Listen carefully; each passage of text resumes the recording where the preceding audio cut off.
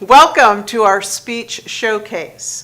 We have 7 students presenting their work. 5 are persuasive speeches, and 2 accepted the challenge of impromptu speaking. Thanks and enjoy.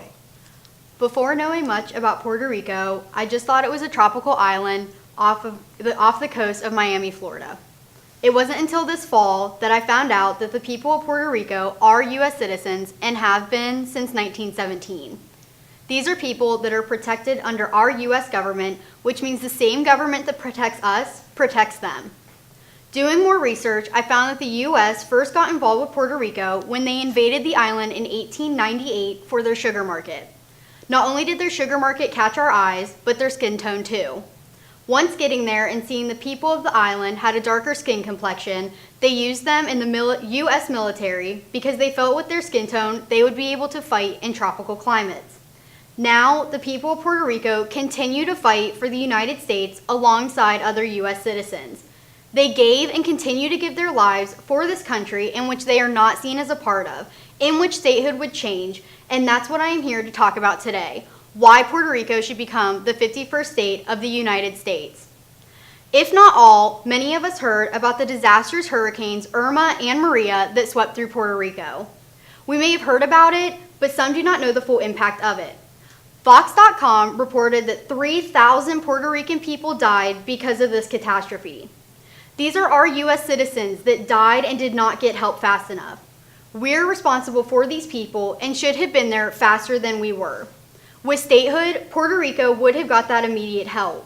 We would have been there faster, just like we are when hurricanes hit the mainland. These are people who have lost their lives in a catastrophe in which we could have helped more if they were a state. Puerto Rico is no bigger than the state of Connecticut, and they pack a punch. Trading is a huge aspect that benefits Puerto Rico. Their main trading products are pharmaceuticals, medical equipment, tuna, rum, and much more. With becoming a state, Puerto Rico will be able to increase their trade with not only the U.S., but our allies. The United States accounts for 88% of Puerto Rico's exports. In 2017, BLS.gov reported that the United States spent over $56 billion on pharmaceutical and medicine products. These products are something that everyone needs. A few of us here have been to the doctor for a checkup or have had a family member in the hospital for medical treatment. These are necessities that people need in order to survive, and Puerto Rico is very successful in having and trading these items. Becoming a state will be the beginning for open trade. NAFTA, which is the North American Free Trade Agreement, demonstrated how free trade increases wealth and competitiveness, delivering real benefits to families, farmers, manufacturers, workers, and consumers. Having this island come back from the catastrophe that changed their lives, bringing in more benefits for families, will help them grow and therefore be able to have more jobs for people within the trade for both the U.S. and Puerto Rico. This is an island that is yearning for statehood. The people have voted 5 different times to become a state. Washington Post reported that in the last referendum held in 2017, 97% of people voted in favor of statehood. Their only representative in Congress, Jennifer Gonzalez-Colón, filed a bill, the Puerto Rico Admission Act, that would get Puerto Rico to statehood by 2021. This is a woman who is fighting for her island to become a state. Most of us here can remember the time we fought for something we wanted. When I was in high school, I was on the women's golf team. My senior year, we realized we had a solid team and could be the first team to make it out of the sectional tournament and go to districts. We practiced, and when the time came, we put all of our heart into it and we got out of the sectional. We never gave up. We continued to fight, and that is what Representative Gonzalez-Colón is doing. She is fighting for her island to receive the equal treatment in which they deserve, but she can't be the only one fighting. We need to realize that what is happening to the people of Puerto Rico, and we need to stand behind her. Taken from her website, she says, "Now is the time." The catastrophe left behind Hurricanes Irma and Maria unmasked the reality of unequal treatment of the American living in Puerto Rico, forcing the executive to approve waivers and Congress to make exceptions so we could receive help. My colleagues saw firsthand the effects of this unequal treatment due solely to our territorial situation. Statehood is nothing less than equality, and this Admission Act provides the means to put into effect the values of democracy and respect upon which our nation is built. This is an island that faces unequal treatment by a government who values respect. And if they had statehood, they would be receiving the same protection people on the mainland receive. In order for Puerto Rico to gain the credibility to become a state, their governor, Ricardo Rosello, gave the examples of Alaska and Hawaii becoming states. World Atlas explains that the United States did not want Alaska to become a state because of their fragile economy, similar to Puerto Rico. With oil being discovered, the United States became interested in it because they knew Alaska's economy would grow and contribute to the country as a whole. This can be seen with Puerto Rico and their pharmaceuticals. Puerto Rico is the main distributor of pharmaceutical products and hospital tools. Living in a country where heart disease and cancer are main causes of death, pharmaceuticals and tools are very important to us. Looking then at Hawaii, the U.S. used them as a military base at Pearl Harbor. According to americaslibrary.gov, once the Japanese attacked, the people of Hawaii were put into World War II alongside the United States and still not a state until 1959. This is a very similar situation to Puerto Rico because the United States invaded the island for their sugar market and then needed people in the military that could withstand tropical climates. Both of these states grew and succeeded once being granted statehood. We can no longer look at Puerto Rico as just a territory. Instead of looking at them as a dollar sign, we need to look at them as people. U.S. citizens, as a matter of fact. It's time we stand with Representative Gonzalez Colon and realize that these people are not being treated like the U.S. citizens they are. It's time that Puerto Rico becomes the 51st state of the United States. So today I want to talk about my experience becoming a mother while I'm still in college. So when I first found out I was pregnant, I was really nervous because I still had 2 years of college to finish, and going to a university like Otterbein, you're expected to be on campus a lot more than somewhere like Columbus State. You have the option to take online classes. So I could barely sleep at night. I was hungry all the time, tired all day, but not tired at night. So it was challenging to make it to my classes some days. And it was also challenging to get my work done on time because I was dealing with my body changing and stuff. So I had to talk to my professors and be open with them and honest about my situation, and that was kind of awkward at first, but they were all really open with me also and willing to work with me so that I could finish my classes and do really well. So as my pregnancy went on, my body started to change. I started to feel differently. I started to make a plan of what I was going to do when my baby arrived. How was I going to come back to school? How was I going to stay on track to graduate? So I came up with the plan, and that was to have my son, of course. And I ended up having him in September of what was supposed to be my senior year. So I wasn't able to return that semester. I had to take some time off from school. I took that fall semester off to adjust to becoming a new mom and to come up with a plan and figure out when is a good time for me to graduate. And luckily, I only had to stay an extra year. So I came back in spring of what was supposed to be my senior year, and for the first time I got straight A's and made the dean's list again. I hadn't made the dean's list since my freshman year, so it was really rewarding considering I had just became a mother and was also working part-time. Now that I am in my actual senior year and I'm graduating in 26 days, I realize that I might be ending my college career, but I'm at the beginning of something totally new, which is what my quote is about that I was given for my impromptu speech, which is often when you think you're at the end of something, you're actually at the beginning of something else. So even though I'm ending my college experience, I'm at the beginning of a whole new life, and I get to decide what kind of job I'm going to get and how I'm going to keep continuing to raise my son to be the smart, intelligent young boy he is already. And I'm really excited, but I'm also nervous. But I'm thankful that I've went to a school like Otterbein where they've done all my professors have done whatever they can to keep me on track and to remind me that even though my college experience has been different than others, it has still been meaningful and others can relate and also learn from my experiences. So thank you. The United States is a sports country. Watching sports has become a daily routine for many people. There are apps such as ESPN, TNT, and NBC as such that can provide them with countless sports content. One of the reasons why people have Sunday as a family day is not just because football. It's not just because church, but also because of football. With kids growing up watching football, it's not crazy to ponder being a football player one day and maybe even becoming the best football player ever. However, there are many negative effects on kids playing football at such a young age. They are more prone to injuries without the best way to protect themselves.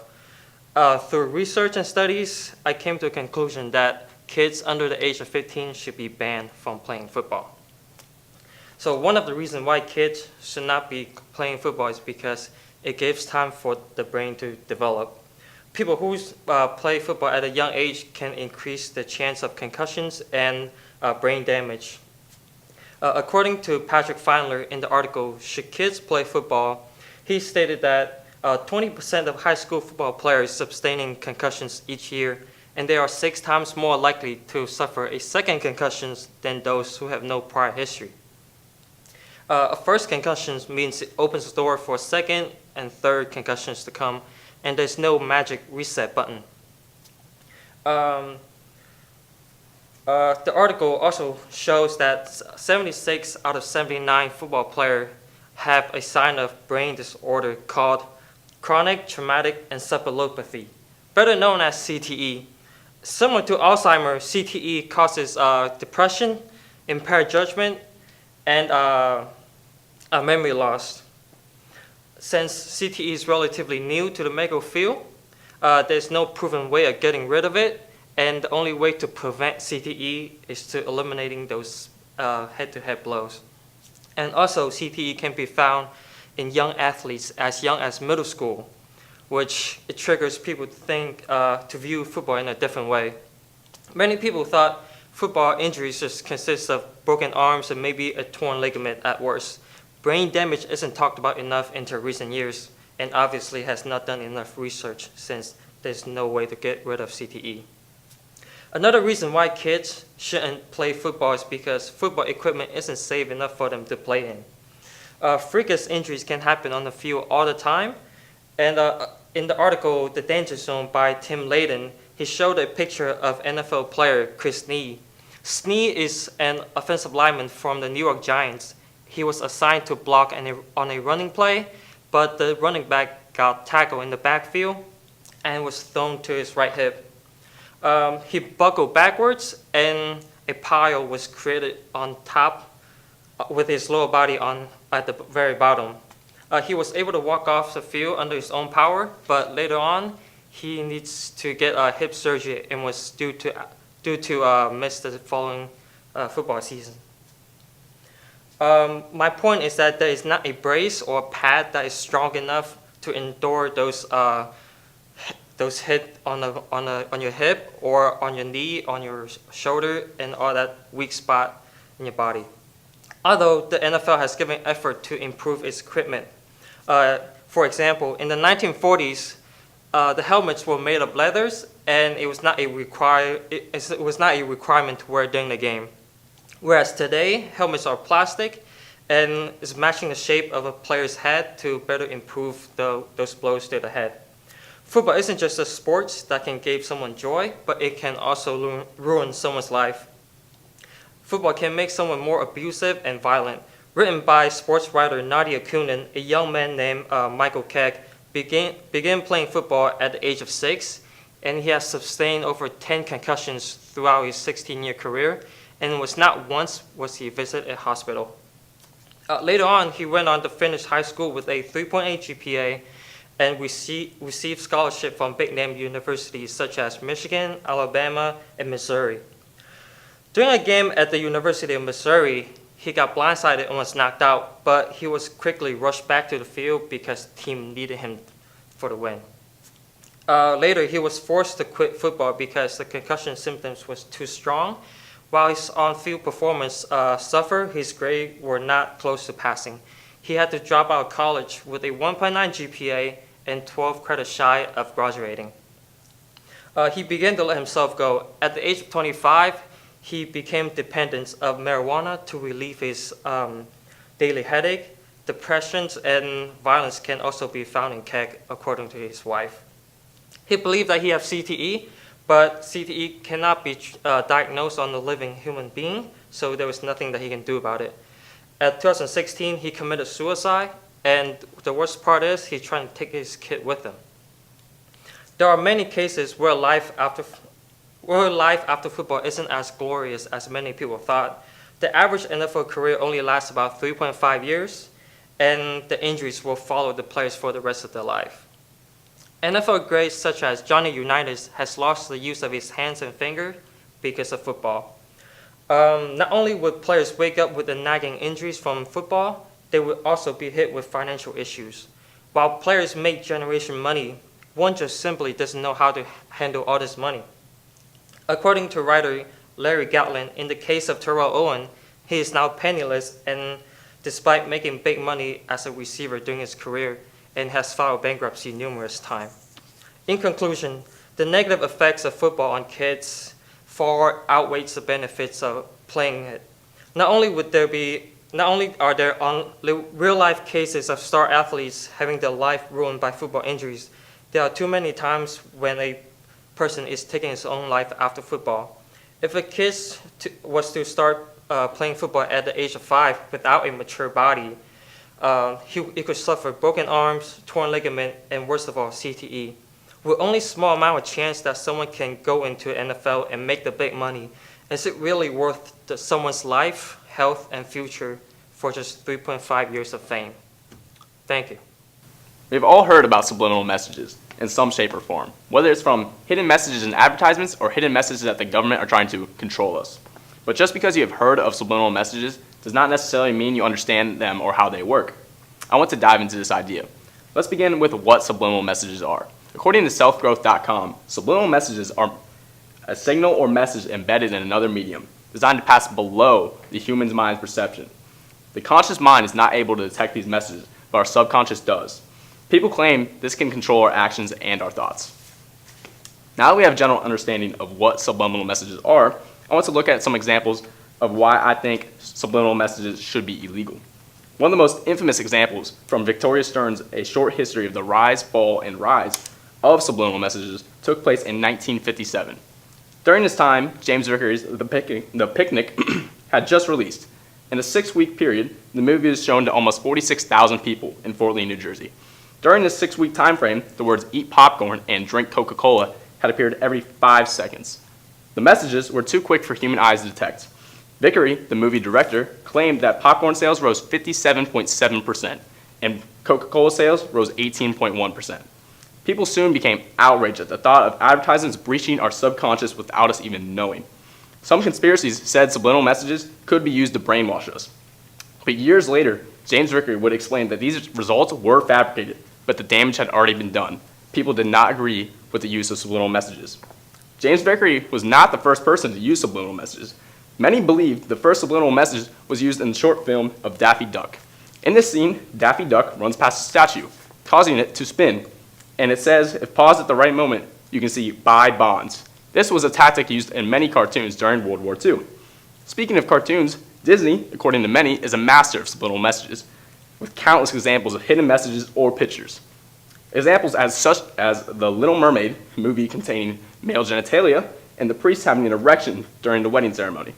In Aladdin, during the balcony scene, the sentence "take off your clothes" can be heard. One of the most famous examples is from the movie The Rescuers. During a scene, flying past many windows, if paused at the right moment, a bare woman's chest can be seen. This is just a few of countless examples from Disney. After having a better understanding of some real examples of subliminal messages, I want to look at the research of what has been done regarding the issue. Do subliminal messages work? Do they have an effect on us? A recent study testing the effects of subliminal messages on internet, according to Luca Varga's Subliminal Messages in an Online Environment, this study involved 60 tests of subliminal messages. Some were positive, some were negative, and some were mixed, as well as a control group with no subliminal messages. The subjects were given instructions and criteria regarding the rating of the products. The subjects were then allowed 60 seconds of free browsing on a cloned and modified website based on the test group, with subliminal messages. Each subject then rated 8 different products on how badly they wanted it, from 1 to 10.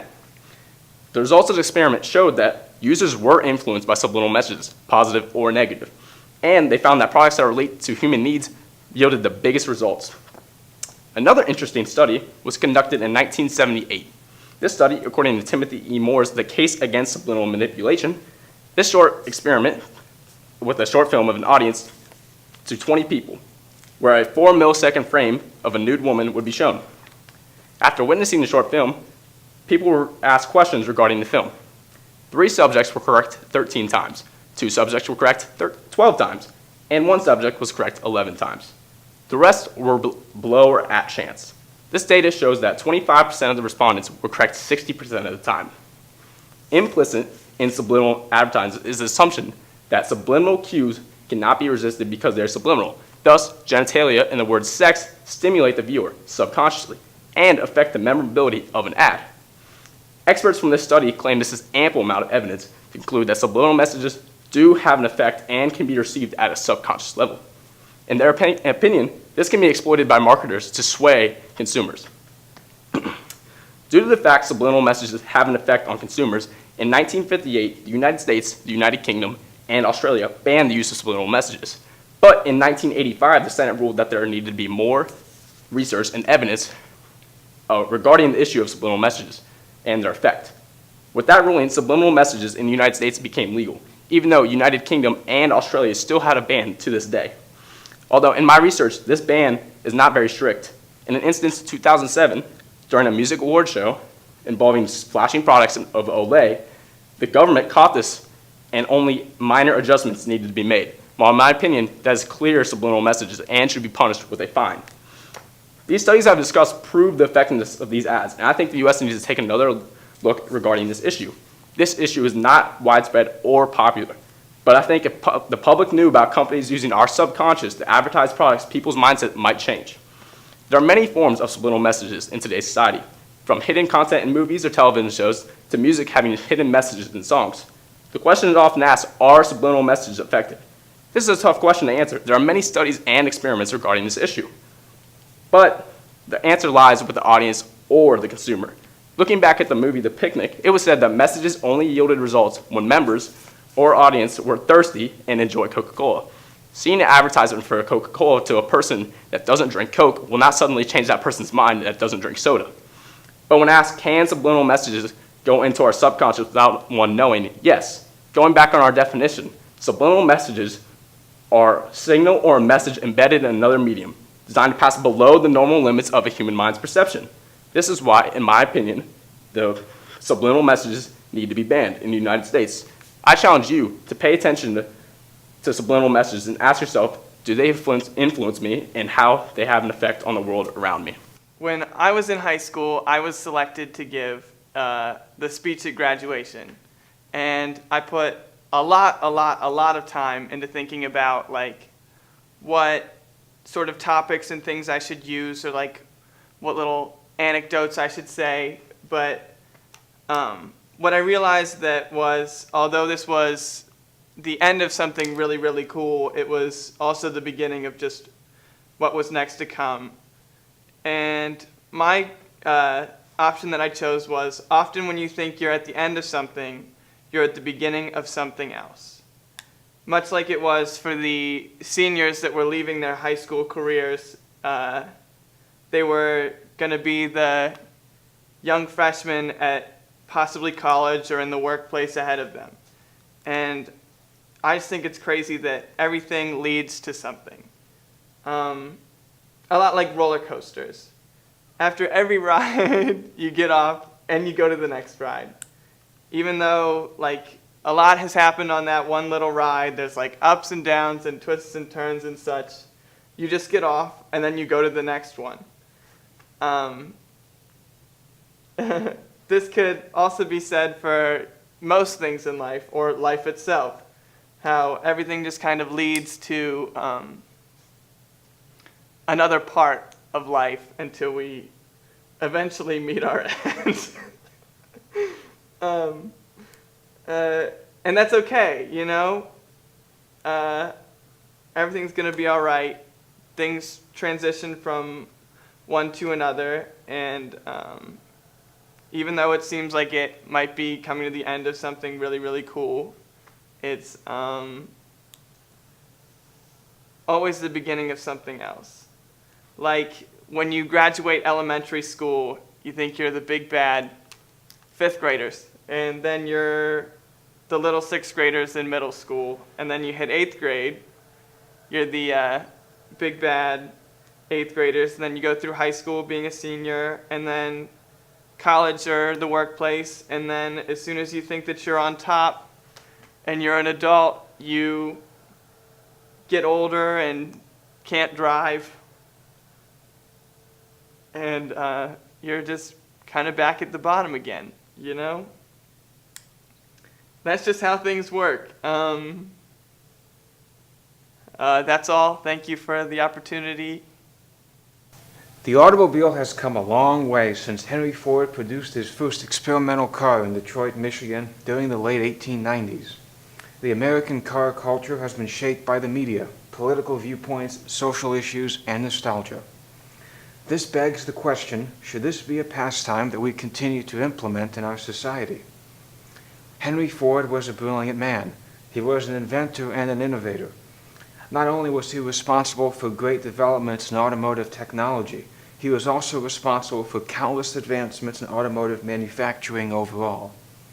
According to Richard Langsworth's 1987 book, The Complete History of the Ford Motor Company, Henry Ford was the inventor of the mass production assembly line, which not only improved the efficiency with which a car could be assembled and built, but also allowed for the car to be reasonably priced. This manufacturing practice is still currently in use, and if it weren't for Henry Ford, the motor car might still be an expensive luxury item available only to a select few wealthy individuals, as it was over 100 years ago. Henry Ford established the Ford Motor Company in 1903, and soon after, in 1908, he invented the Ford Model T, the first mass-produced car. This vehicle was a huge success due to its affordability and reliability, and according to data from the Ford Motor Company, over 15 million Model Ts were sold. The Model T was significant because for the first time in history, the average American worker could afford to purchase a car. In addition, by the end of the Model T's production run in 1927, it had become quite common for the average American family to own at least one vehicle in the household. The aspect of owning a vehicle and having it shape your life would not have been possible if it weren't for Henry Ford. Since then, the automobile has played an influential role in shaping American culture and society in the United States over the last 50 years. In the past, cities were not planned or designed for automobile travel in mind. According to research done by Martin Malosi, a history professor at the University of Houston, originally, many towns had conveniently located city centers where everything was easily accessible. This can be seen in the nearby towns of Delaware and in Westerville. In today's world, this practice has become quite uncommon. Americans are used to suburbia, and many expect having to use their vehicles for anything they need to accomplish outside of home. Municipalities like New York and Boston were easy to navigate without a car and still are. However, cars are needed in the vast spread-out cities such as Atlanta and Houston. This truly shows how the need for a car has completely changed American culture and society. Nowadays, the American lifestyle has led car ownership to evolve from being a luxury good to a basic necessity. Many Americans depend on an automobile to get them to and from work, take their kids to school, or even accomplish basic errands. Furthermore, Americans have not only embraced automobiles as a basic need, but also as a pastime, thus making automobiles an icon of popular American culture. In the late 1930s and 1940s, hot rodding became popular in the United States. Hot rods typically were beat-up cars that had been modified in some aspect to be made race-worthy. Roadsters such as a 1923 Ford Model T or 1932 Ford Coupe were typically the cars of choice for hot rodders, because they were lightweight, inexpensive, and easy to work on. Hot rodding had a surge of popularity after World War II, and this craze continued well into the 1960s. Even today, hot rodding is still an incredibly popular pastime, and is depicted in some shape or form at classic car shows nationwide. In Columbus, Ohio, for instance, the yearly Good Guys car show every summer has an entire section and award ceremony for hot rodded and custom vehicles, in addition to a general category for classic cars.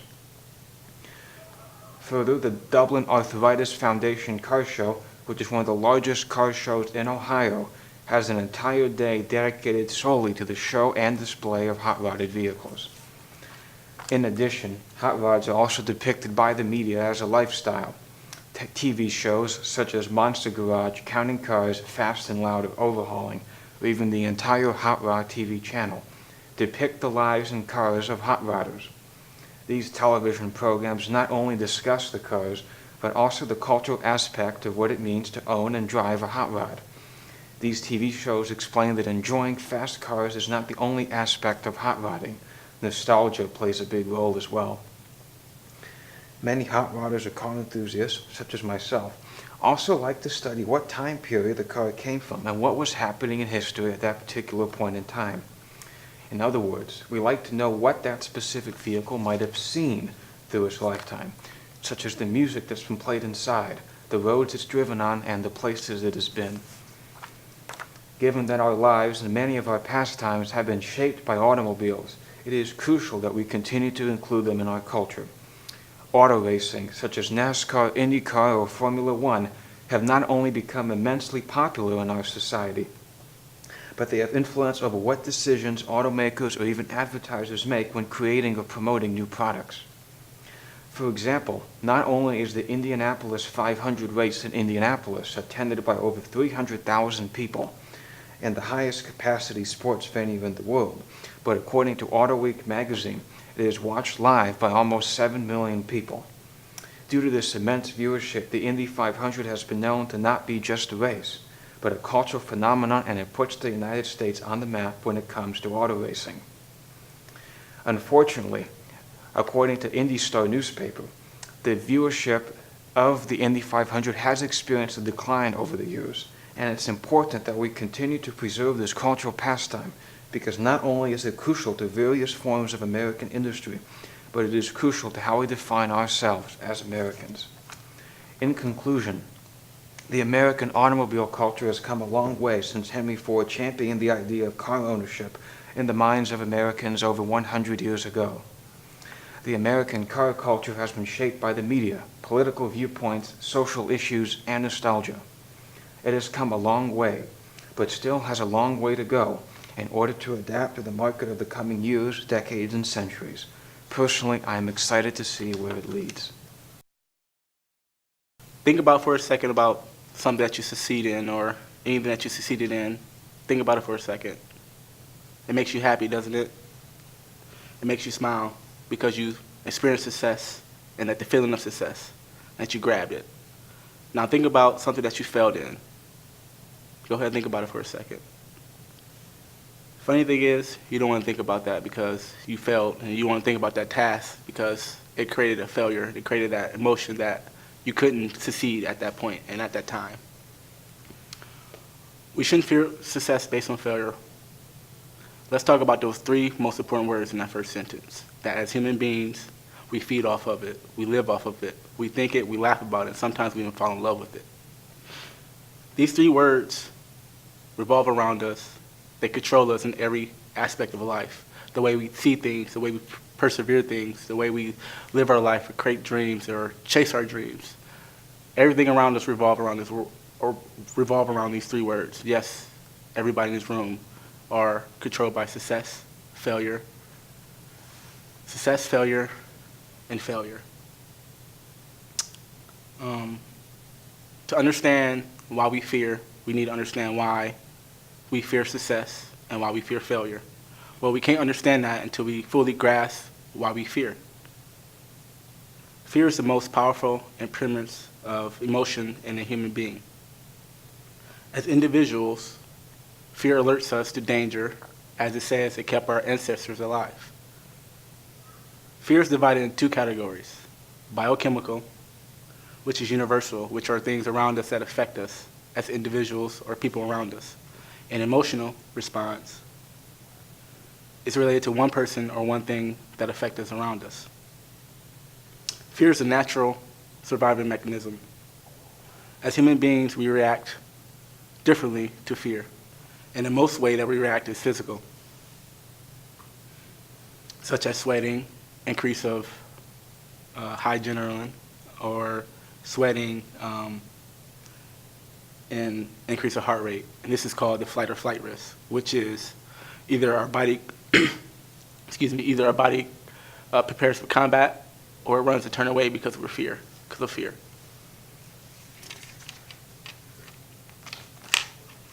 Why do we fear? Fear could be a result as in an experience of trauma, or some people might discuss it differently, as a result of loss of control. Others' fear may occur because of physical response, such as, for example, myself. I'm afraid of roller coasters, just because of the fact that I don't like the height, or the fact that it makes me woozy, and the fact that I feel like my stomach's in my mouth. Most of us are driven to be successful, whether it's in our careers, life, or anything, social life, or anything that surrounds us. This matures and it changes throughout our life. Erik Erikson, a German development psychologist, she describes stages of our development as stages focused on achieving success. And as one who achieves success must necessarily experience failure first. In today's society, we view failure as unacceptable, and we encourage to be innovative, but not to waste time or money. And when we fail, we might be threatened by our peers, our employees, our teachers, our friends, our family. But that is a negative impact, which can cause us to fear success, which can cause us to not want to succeed in life. But why shouldn't we fear success based on failure? Well, the first thing is, failure is an opportunity to learn. Failing at something leaves you to the ability to have two choices. Either you can learn from that choice, or you can soak in your sorrow and not learn from it. For me, as an example, I'm a football player for the Otterbein Cardinals, and I'm a receiver. So if I don't catch this ball, if I don't look this ball in, that's failing. If I can look this ball in, that's success. And if I can catch that ball and I can grab it and I can score a touchdown, to me that's success. And to my teammates, that's success, because that's 6 points on the scoreboard. 2, failure is a universe to dare us to involve. What I mean by that is it can crush you, or it can be a great opportunity to learn. A great opportunity to grow personally, to know you, to get to chance to know how you feel and how you are able to achieve success, or how you are able to accomplish things. Failure fuels success. Failing at something can motivate you in a way that you never thought of. For example, look at Steve Jobs. He started a company called Apple, right? At the first, he created this company and then go his way, and then he was fired. And then he came back even stronger. For another example, look at Michael Jordan. Michael Jordan was cut from his basketball team in high school, and now look at him. He holds multiple records for the Chicago Bulls in the NBA. And thirdly, Albert Einstein, he flunked out of high school, and now look at him, one of the greatest, most mathematics person ever in this world to be known. Failure, it exposes your weaknesses. What I mean by that is self-reflection. Be honest with yourself and know that your weakness, if I'm weak at this, I got to reflect on myself. I got to do better. I got to understand why this is making me weak, why I could change this, and how I could change this. And failure actually forgoes greatness. And failure, we all experience. If we all experience failure, it actually helps us accept success in the later run. Because we know how success is when we feel it, but we know also how failure is.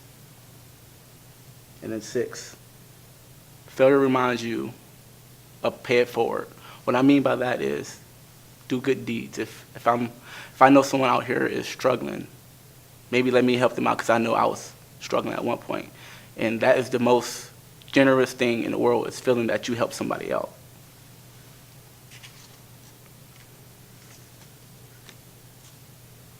it is given that failure is a part of life and it's a human experience. But where does it go? Where does it come from? And why does it dominate our life? It is possible that the best things of life are on the other side of fear. It's not fear that we're scared of. It's the way we carry it and how we carry fear. It's always going to be with us, no matter what life you live in, no matter how you deal with it, no matter who you are, you're always going to fear something. But what if we use that fear as motivation? What would life be if we use that as motivation? Our deepest fear is not that we're inadequate. Our deepest fear is that we're beyond measure, that we're powerful beyond measure. It's not our light, it's our light and not our darkness that brightens us.